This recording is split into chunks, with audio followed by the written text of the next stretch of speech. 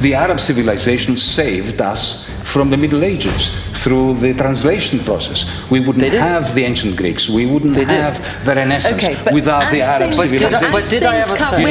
The Jews lived far better lives in the Ottoman Empire than they did in the West.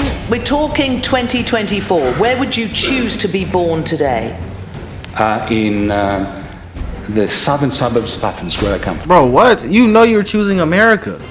Why is he trying to play right now? One concerns this. Look, as an educator,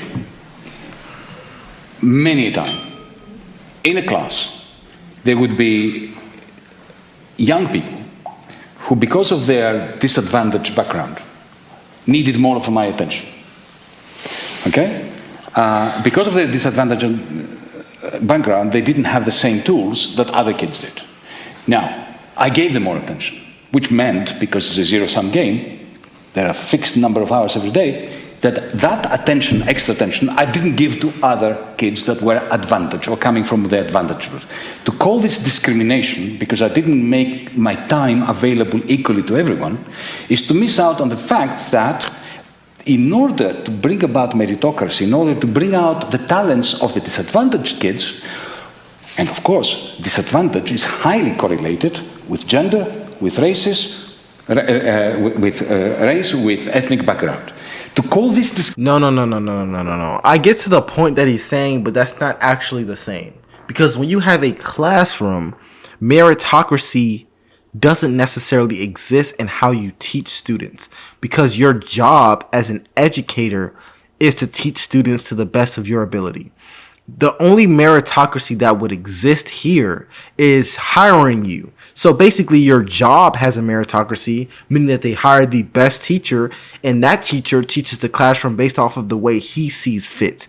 However, there is a meritocracy in the way that you grade students.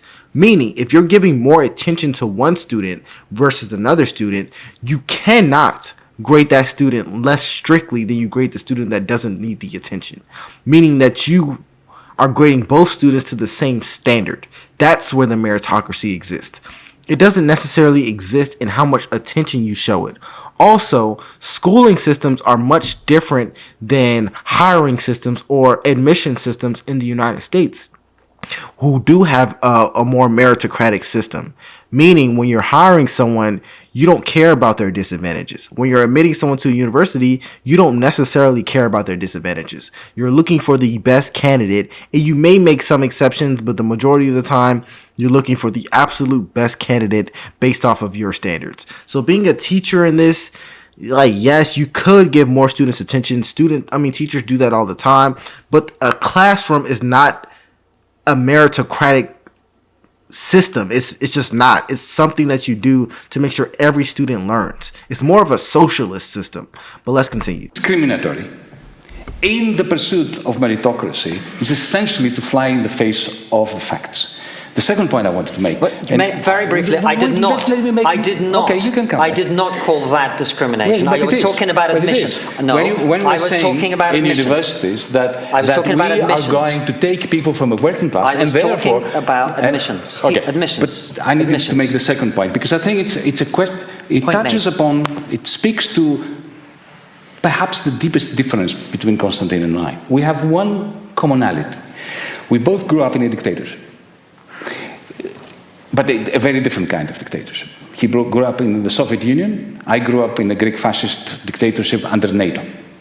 And I'm saying this because you have a tendency to think in terms of us, the West, versus them. And them being the East, being the uncivilized Chinese, or the homicidal Russians, or the Africans, or who are trying to come to our shores. Because of my background, I have a very different tendency. You see, we were in Greece, when I was growing up, part of the West. We were part of the Council of Europe. We were part of NATO. And yet, the secret police broke down our door and abducted my father, and we lived in terror of a fascist dictatorship. So I know how to not see the world in us versus them. I can see, interestingly, my father, the same father, when the dictatorship fell, instructed me in no uncertain terms that I should study in Britain so that I wouldn't have to face the secret police. So I can relate to the importance and cherish the importance of Western values, while at the same time recognizing the dialectical relationship. It is the terror that the West has unleashed on so many other societies that has created existentialist threats for the United States, for us. So let us, just for a moment, consider the possibility that this us versus them, the West versus the rest, is the root problem which essentially condemns the West to the decline of the values, which may end up with a bang, not a whimper.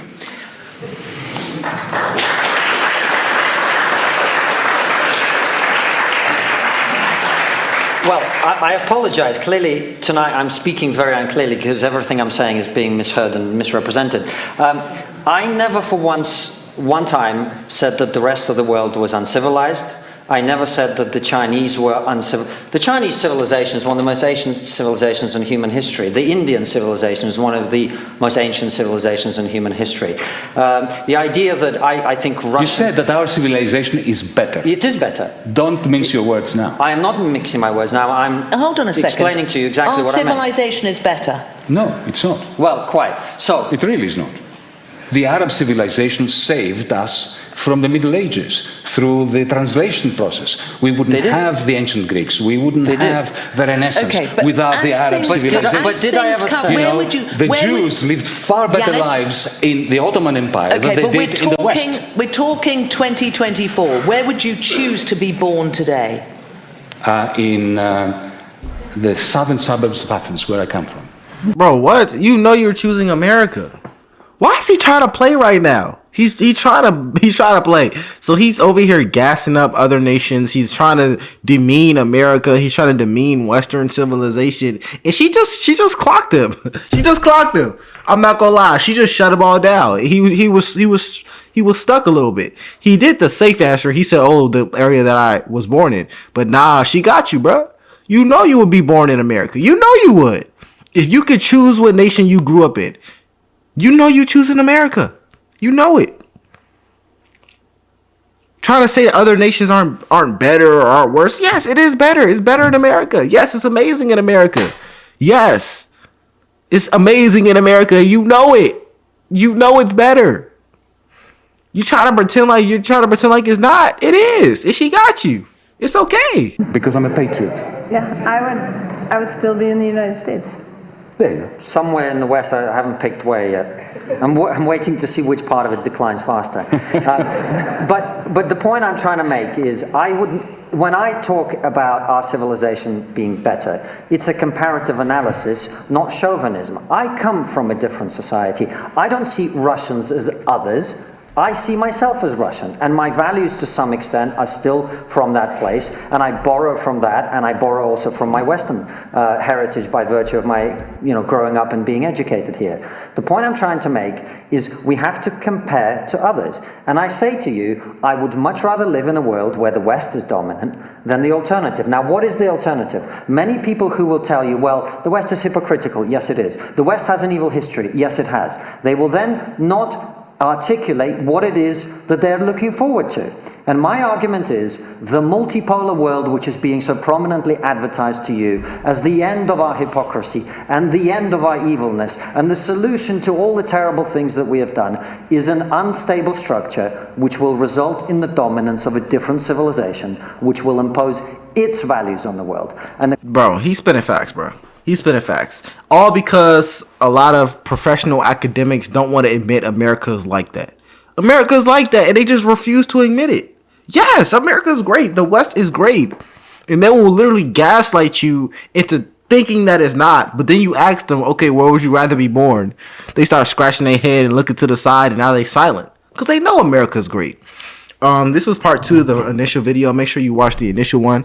Nonetheless, my name is LFR Jojo. Please like and subscribe, and I'll see you guys in the next one. Peace.